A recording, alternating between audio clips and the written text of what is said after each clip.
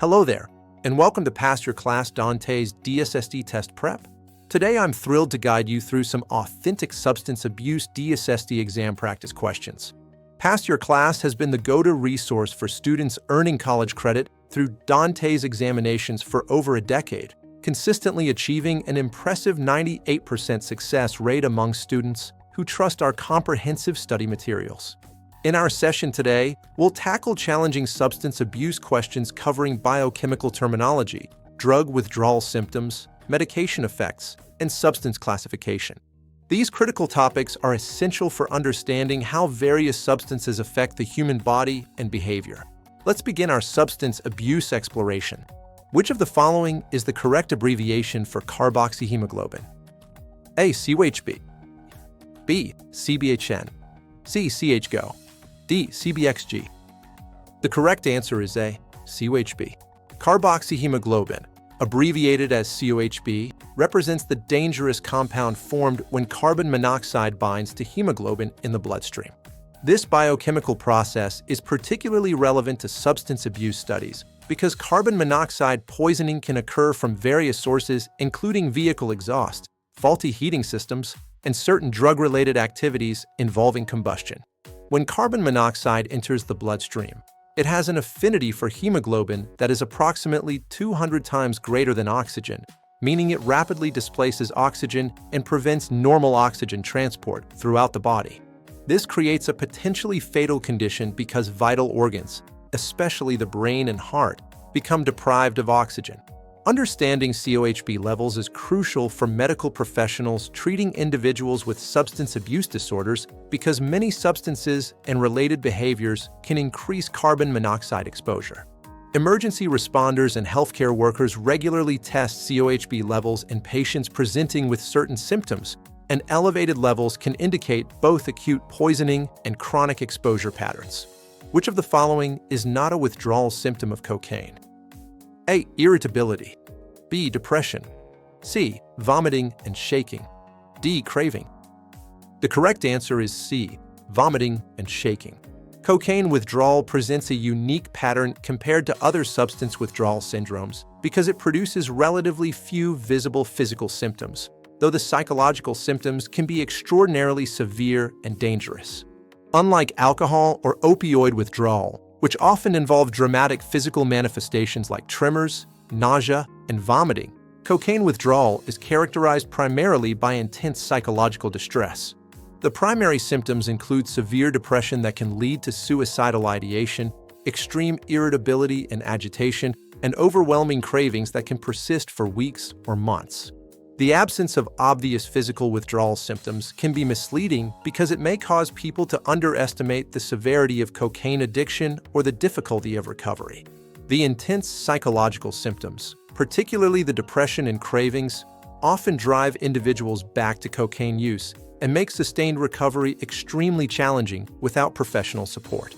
Understanding this withdrawal pattern is crucial for treatment planning because individuals recovering from cocaine addiction need intensive psychological support and monitoring for depression and suicidal thoughts. A sedative drug will A. Decrease heart rate, B. Increase heart rate, C. Improve eyesight, D. Increase endorphins. The correct answer is A. Decrease heart rate. Sedative drugs work by depressing the central nervous system, which produces widespread calming effects throughout the body, including a reduction in heart rate, blood pressure, and respiratory rate. This physiological response occurs because sedatives enhance the activity of GABA, the brain's primary inhibitory neurotransmitter, which slows down neural activity and creates a relaxing effect. The decreased heart rate is part of the overall dampening of sympathetic nervous system activity that sedatives produce.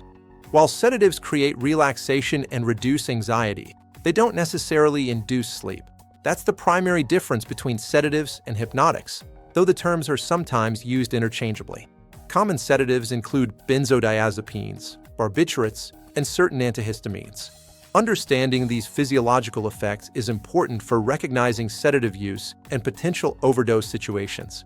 Excessive central nervous system depression can become life-threatening when heart rate and breathing slow to dangerous levels. This knowledge is also crucial for understanding why sedatives can be dangerous when combined with alcohol or other depressant substances, as the effects can compound and lead to potentially fatal respiratory or cardiac depression. Which of the following is an amphetamine? A. Caffeine. B. Advil, C. Wine. D. LSD. The correct answer is A. Caffeine.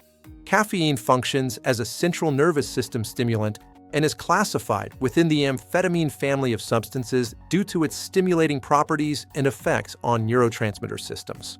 Like other amphetamines, caffeine increases alertness, reduces fatigue, and can improve focus and concentration by affecting dopamine and other neurotransmitter pathways in the brain. Although caffeine is legal and widely consumed in coffee, tea, energy drinks, and medications, it shares important pharmacological characteristics with other stimulants, including the potential for tolerance, dependence, and withdrawal symptoms.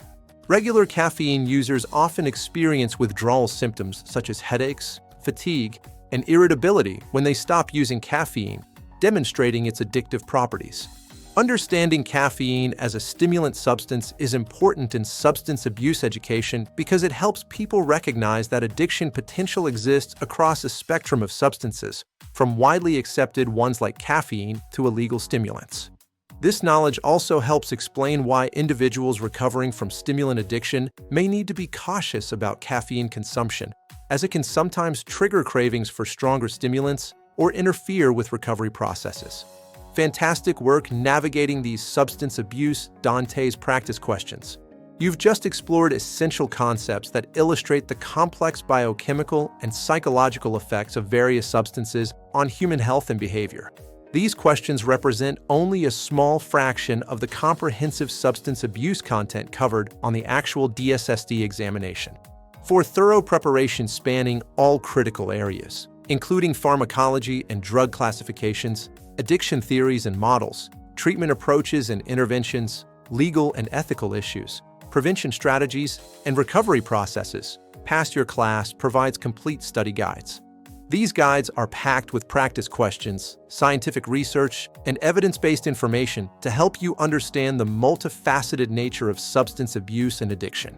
Go to PassYourClass.com today to secure your Substance Abuse Dantes DSST study materials and join our thriving community where 98% of students successfully pass their DSST exams using our time-tested preparation methods.